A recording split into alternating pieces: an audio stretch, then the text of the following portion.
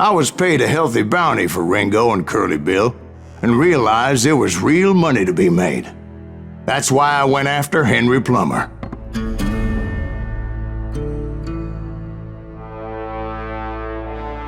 Wasn't he the sheriff who augmented his income by shaking down miners and robbing gold shipments? That's the one. Oh yeah, I remember him. He ran that gang of thieving outlaws called the Innocents. So it's true that you went toe-to-toe with him? Indeed I did, son. Indeed I did.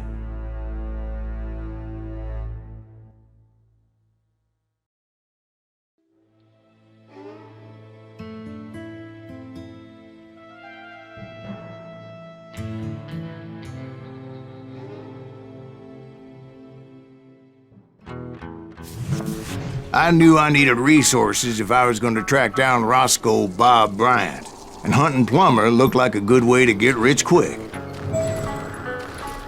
As the local vigilantes exposed him as the leader of the bandits, and put a generous price on his head. Plummer rallied his gang to plunder one last gold mine before making their escape, and that's where I thought I'd find him.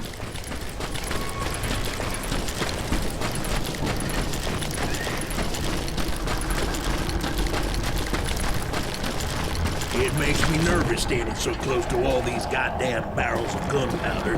Why would you be nervous? No one has the cojones to come after us. As long as you don't light up a cigar, we're fine. Yeah, besides, George is up there on the rocks with that rifle of his. Nothing gets past him. As my late father pointed out to me more than once, God made men, but Samuel Colt made them equal.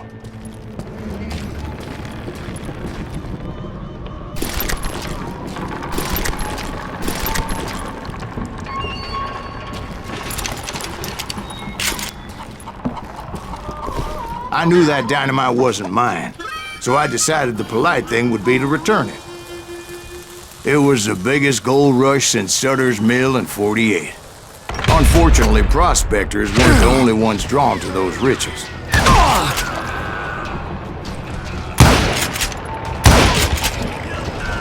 There were thieves and killers, robbing travelers and hijacking gold shipments. Like those that ran with Plummer. Some were just regular folks I knew from town, drawn by greed and easy pickings.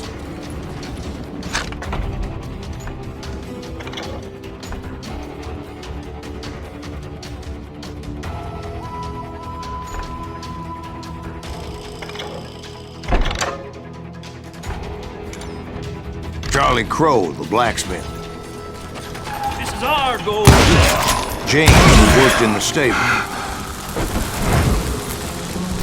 Sam and Jeremiah Barber, the butcher's sons. Ordinary citizens who lived a double life. Stealing and thieving and murdering their neighbors. Of course, the rest were veterans of the Civil War. Stone-cold killers trained on the bloody fields of Shiloh and Antietam. Plummer had a lot of men on his payroll. A hell of a lot. That son of a bitch pretended to protect the public with one hand while stealing them blind with the other. He set up a defensive perimeter which I had no idea how to breach. Dangerous, desperate individuals. I was outnumbered and in way over my head, but I was too damn stubborn and stupid to realize it. They must have thought I was touched. I thought I was some kind of hero.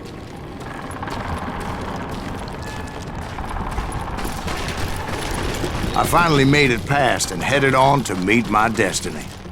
But first, I had something I needed to figure out. I had a few ideas on how to get into that mine, but once I made my decision, I knew there was no turning back. So my first thought was to enter the nearest mine portal. I saw an entrance. Made sense.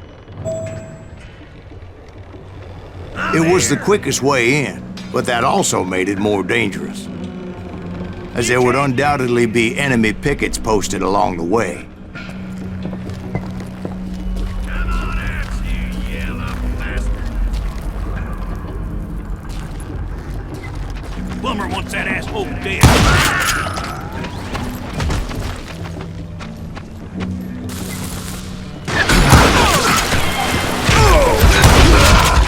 Besides, once you enter a mine like that, it's easy to get all turned around. And that confusing maze of corridors wouldn't even be the worst of it. Some of those shafts could be as deep as hell.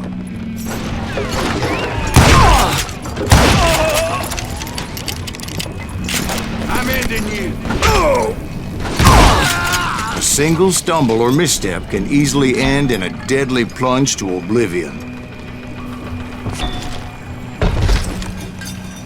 You ain't beefing me.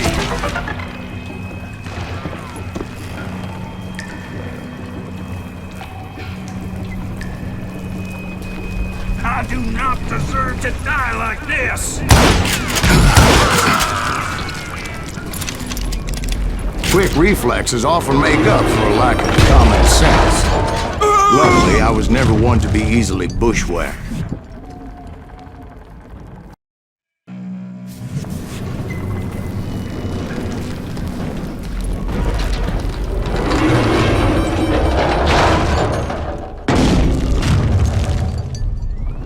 I would just need to be careful not to blow myself to kingdom come. With all that gunpowder and dynamite everywhere, a body has to know what he's shooting at. All it takes is one tiny spark, and boom.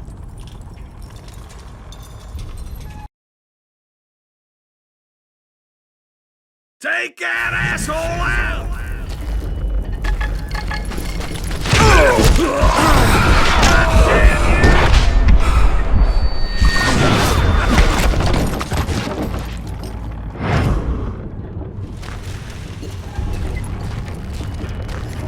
One wrong bullet could have turned that mine into a dad-blasted tomb.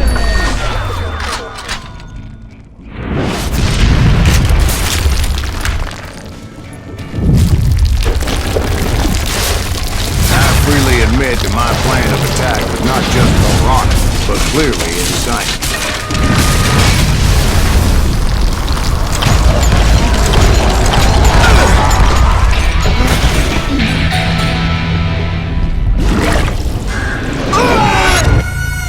It's a good thing that I abandoned that ridiculous plan before I even tried it. Instead, I spotted a ladder, a way into the mine from the opposite side.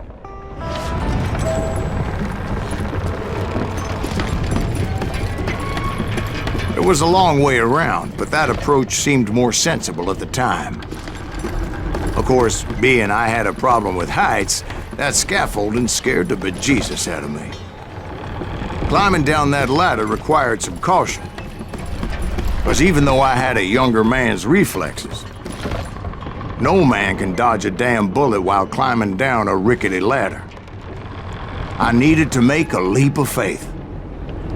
Which ain't easy when you're suspended between heaven and hell. I was determined not to give up, however.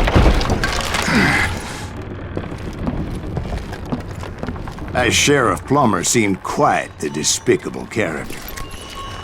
When the vigilantes discovered what the sheriff was up to, people were outraged. That 10,000 they put on his head would go a long way to helping me find old Bob. And I had made it my mission to settle that score come hell or high water. I will drop you down a mine shaft!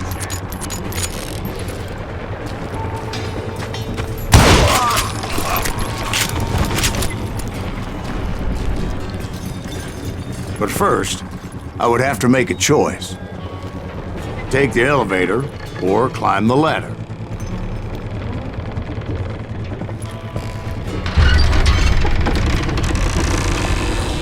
I picked the more convenient and more dangerous route.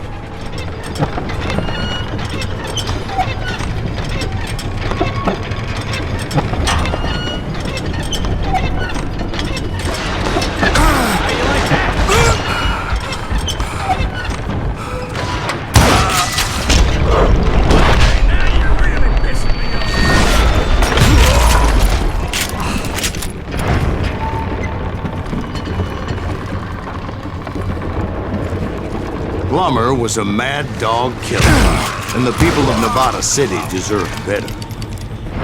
Nevada City? Well, I thought Plummer met his maker in Bannock, Montana.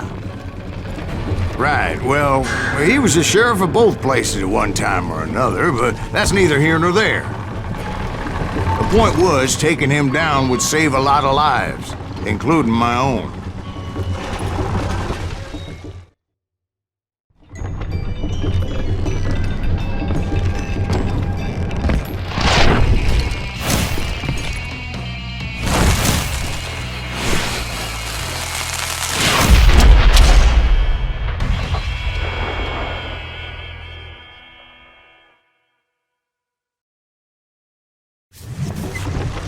They're gonna need a dustpan to pick you up! This day is just getting worse and worse for you. Henry Plummer was clearly unhinged, and I could see right away that this was gonna take some doing. What do you think you're doing? Oh. This cocksucker is smarter than he looks! Oh.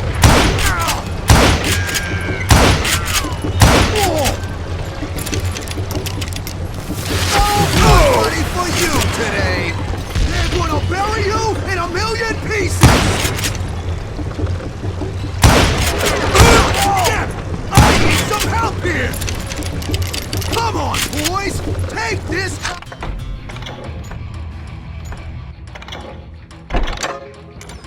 Sucker out!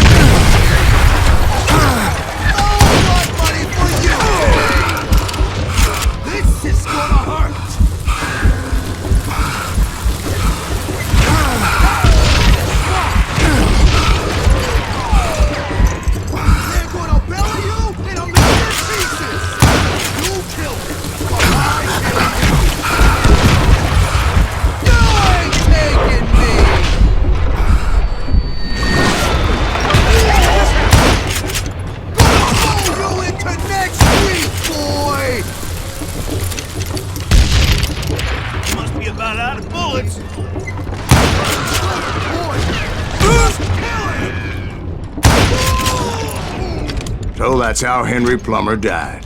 Him and his crew were worth their weight in gold. And now, I was officially a bounty hunter.